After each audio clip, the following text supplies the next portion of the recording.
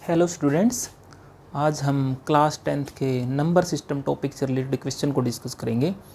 और जिन क्वेश्चन को हम डिस्कस करेंगे वो बहुत इंपॉर्टेंट क्वेश्चन है। ये चाहे सीबीएसई बोर्ड का एग्ज़ाम हो या कोई भी स्टेट बोर्ड एग्ज़ाम हो, ये क्वेश्चन हर बार एग्ज़ाम में ज़रूर पूछे जाते हैं। तो चलिए शुरू करते हैं।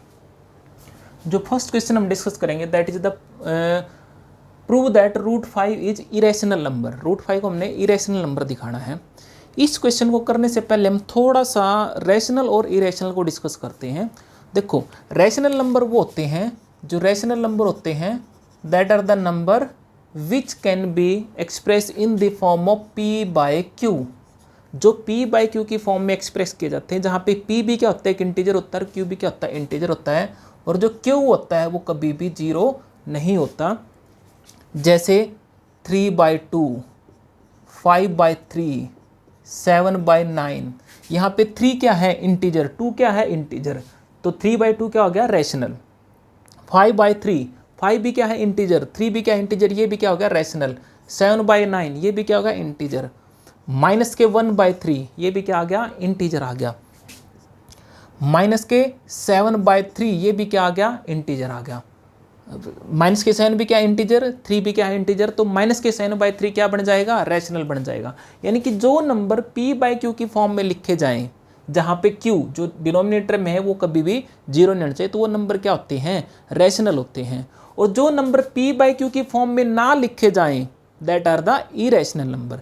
दूसरा हम ये कह सकते हैं कि डेसिमल रिप्रेजेंटेशन की अगर हम बात करें, डेसिमल रिप्रेजेंटेशन में रैशनल नंबर क्या आते हैं, rational number those number which are in decimal representation either terminating और नॉन टर्मिनेटिंग बट रिपीटिंग। जो डेसिमल रिप्रेजेंटेशन में या तो टर्मिनेट कर जाते हैं या टर्मिनेट नहीं करते तो क्या कर जाते हैं, रिपीट कर जाते हैं, उनको क्या कहते हैं, रैशनल नंबर। जैसे 2.5, 2.5 ये क्या है, रैशनल है। 2.735 ये भी क्या है, रैशनल है। क्यों, क्योंकि ये डेसिमल के बाद एक डिजिट आके टर्मिनेट कर गया, ये डेसिमल के बाद 3 डिजिट आके क्या कर गया, टर्मिनेट कर गया।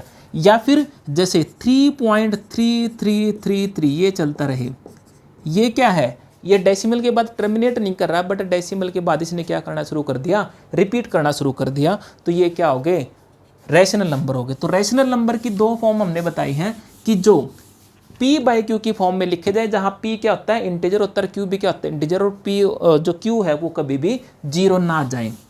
दूसरी बात, जैसे देखो, अगर मैं 2/4 लिख दूं और 1/2 लिख दूं और 3/6 लिख दें, तो यहाँ पे 2/4 इंटीजर बाय इंटीजर, ये भी क्या है, इंटीजर बाय इंटीजर, ये भी क्या है, इंटीजर बाय इंटीजर, तो ये भी रैशनल, ये भी रैशनल, ये भी रैशनल, ये तीनों जो रैशनल बनते हैं ये इक्विवेलेंट बनते हैं। तो हम रैशनल में क्या करते हैं कि जो p बाय क्यू की फॉर्म में लिखा गया, इसमें जो इनके बीच में कॉमन फैक्टर है, उस कॉमन फैक्टर से इन दोनों को हम क्या कर लेते हैं, डिवाइड कर लेते हैं। जैसे 2 1 जा 2, 2 2 जा 4, तो ये क्या बना, 1/2 ही बना। और ये क्या है, 3 1 जा 3, 3 2 जा 6, ये भी क्या बना, 1/2 बना।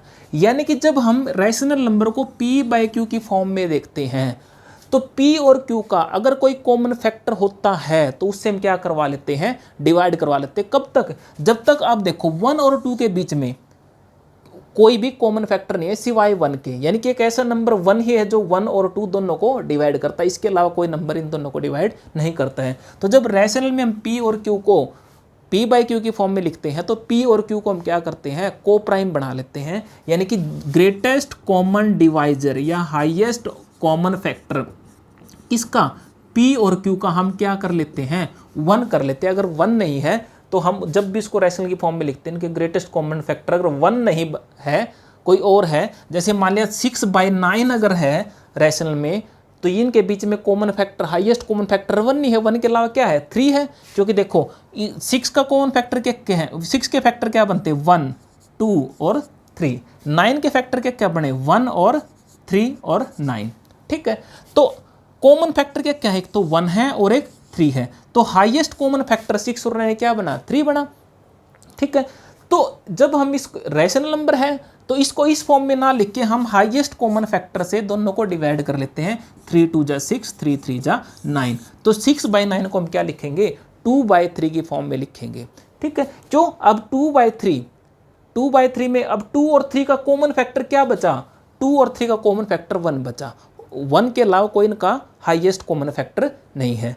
तो जब भी रेशनल लिखा जाएगा तो p/q की फॉर्म में लिखते टाइम क्या देखेंगे कि इनका हाईएस्ट कॉमन फैक्टर क्या रहे, 1 रहे, और q क्या बने, q कभी भी 0 ना बने।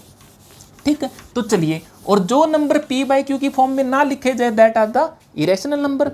अब हमने क्वेश्चन प्रूव करना है कि √5 इज ए इरेशनल नंबर।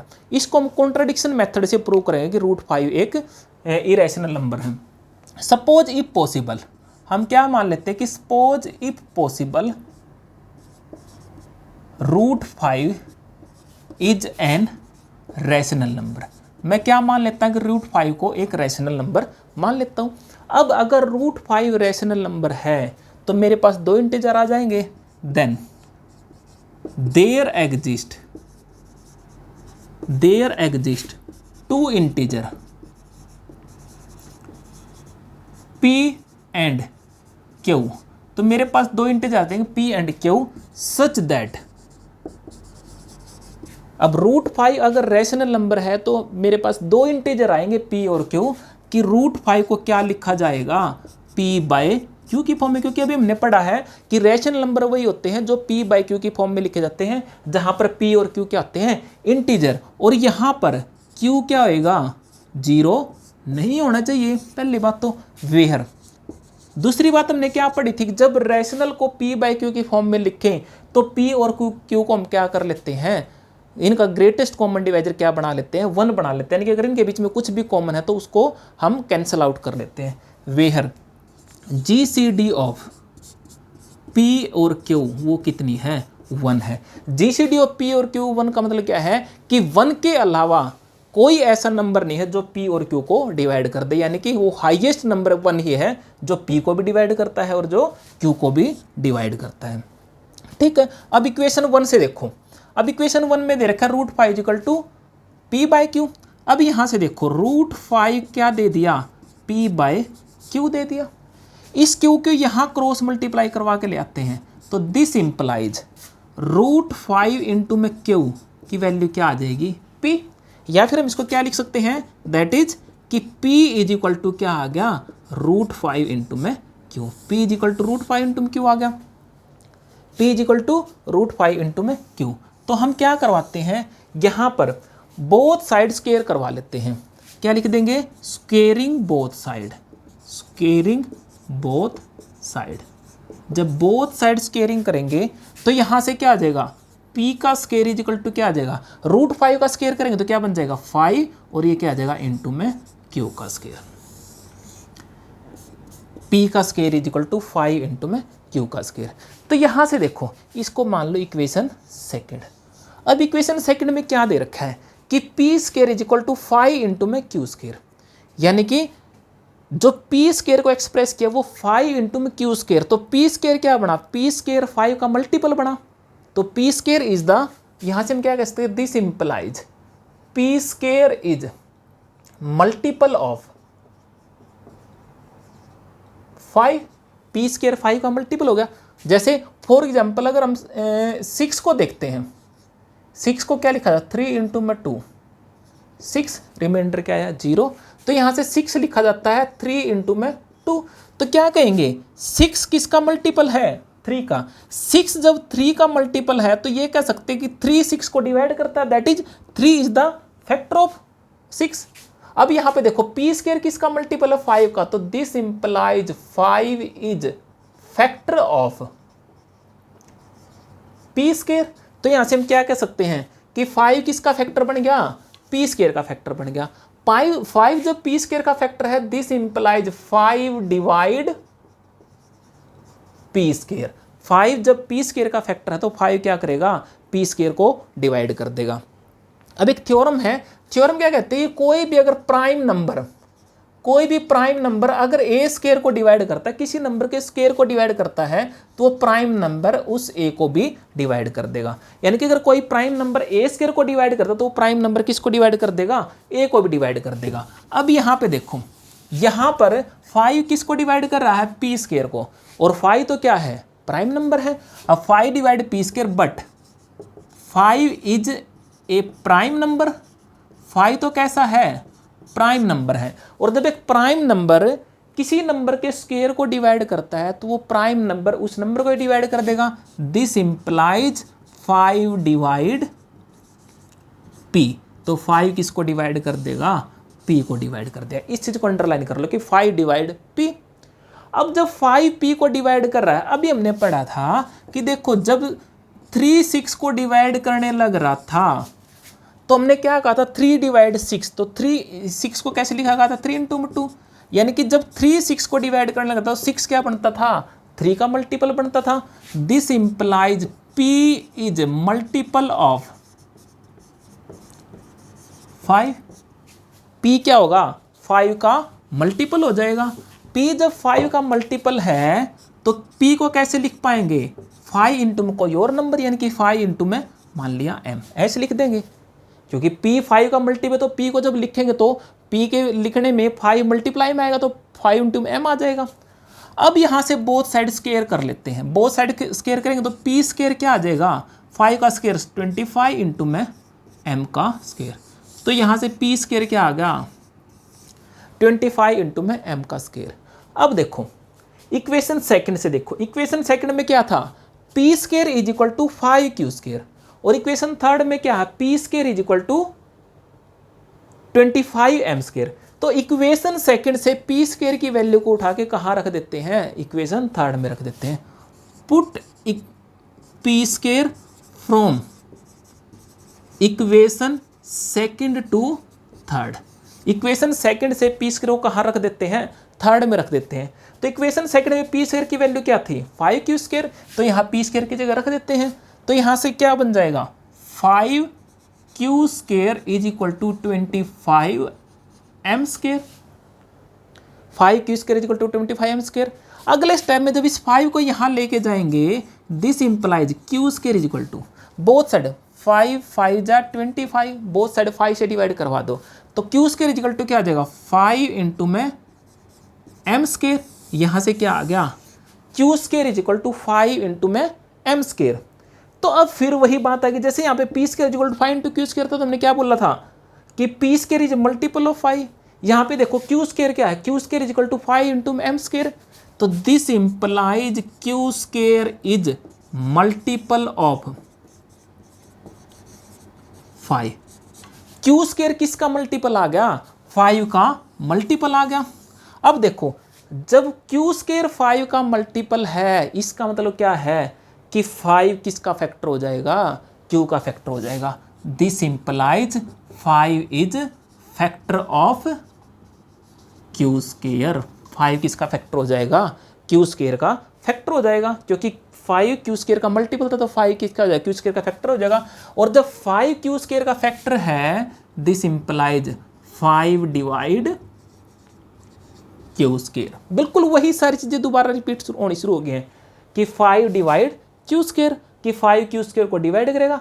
फिर से 5 क्या है, एक प्राइम नंबर है। जब कोई प्राइम नंबर किसी नंबर के स्क्वायर को डिवाइड करता तो इंडिविजुअल इस नंबर को भी डिवाइड कर देगा। तो दिस इंप्लाइज 5 डिवाइड q। तो 5 किसको डिवाइड कर देगा, q को डिवाइड कर देगा। अब देखो ये दो चीजें अंडरलाइन करवाई थी। यहाँ पे हम क्या कह रहे हैं कि 5 डिवाइड p, यहाँ पे क्या कह रहे हैं 5 डिवाइड q।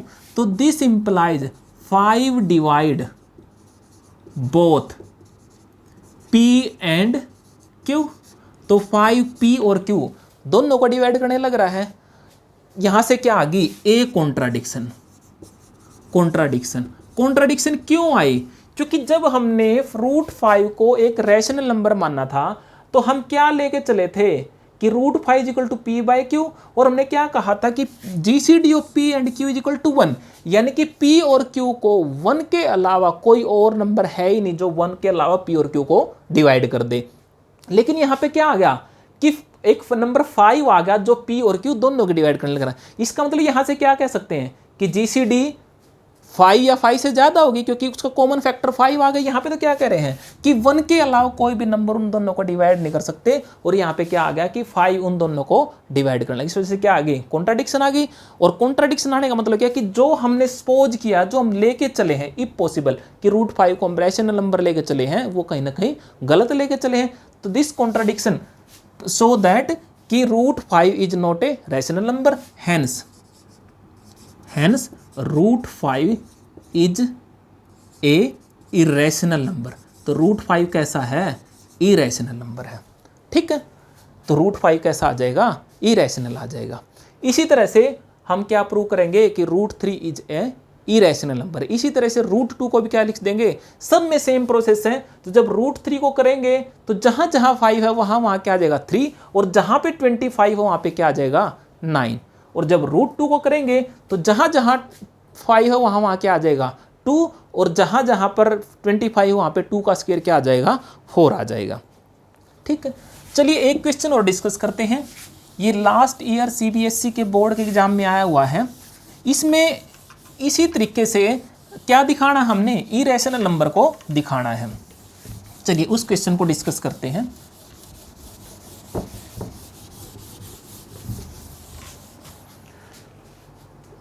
क्वेश्चन दिया गया है कि 5 प्लस का, कि सो दैट 5 प्लस का 3 रूट 2 इज इरेशनल।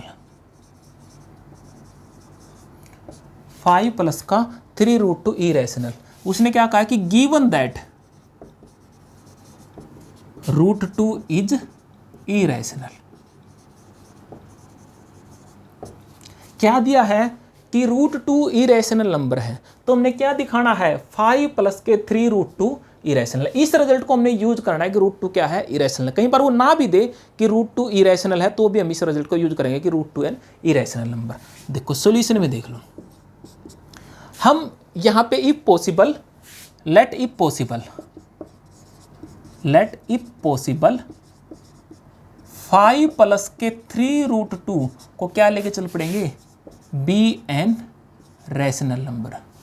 हमने क्या ले लिया? रैशनल नंबर ले लिया,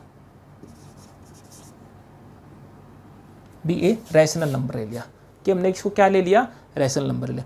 अब रैशनल नंबर है, देन देयर एग्जिस्ट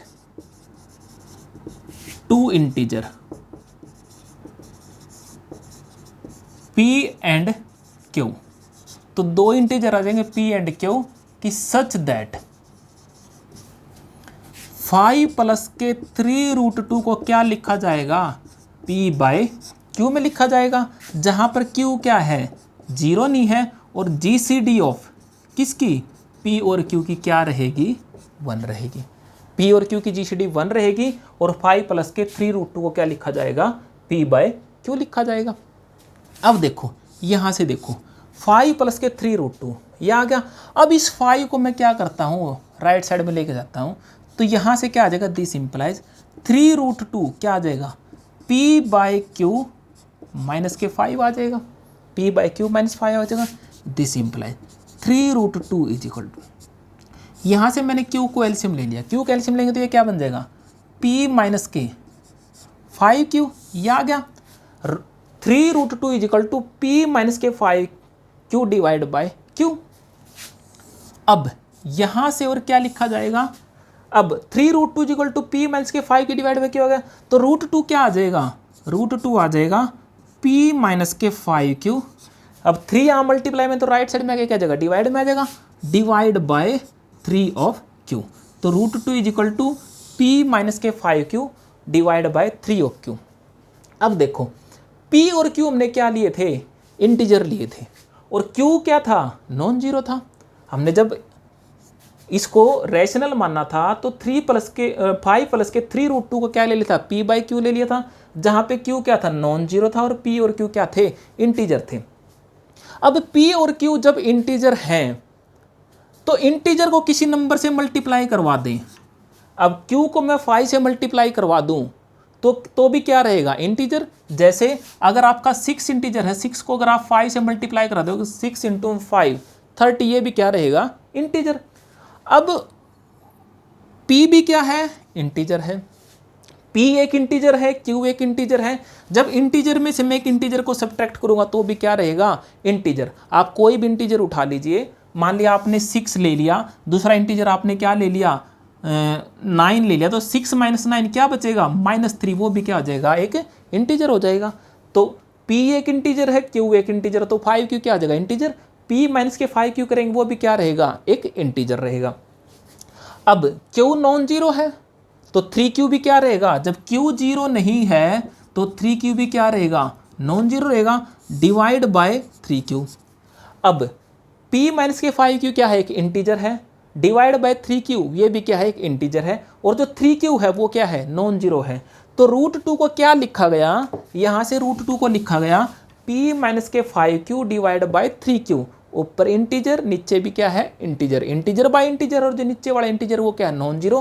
तो इसका मतलब यहाँ से जो राइट साइड बनी वो तो क्या बनी, रैशनल, क्योंकि इंटीजर बाय इंटीजर, रैशनल क्या लिखा जाता है, किसी integer a by B, a भी इंटीजर b भी इंटीजर और b क्या है, नॉन जीरो।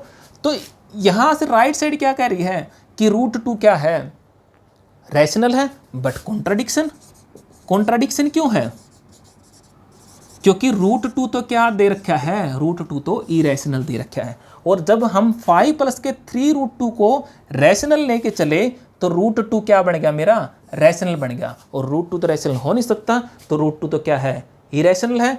इसका मतलब ये क्या, ये कॉन्ट्राडिक्शन आ गई। तो कॉन्ट्राडिक्शन मतलब क्या कि जो हम लेके चले वो गलत लेके चले, तो दैट मीन्स कि 5 प्लस के 3√2 ये कैसा हो जाएगा, ये इरेशनल नंबर हो जाएगा, is an irrational number. Hope so ये आपको दोनों क्वेश्चन पसंद आए होंगे। अगर वीडियो अच्छी लगी है तो इसको लाइक करें, शेयर करें और चैनल को सब्सक्राइब करें। Thank you.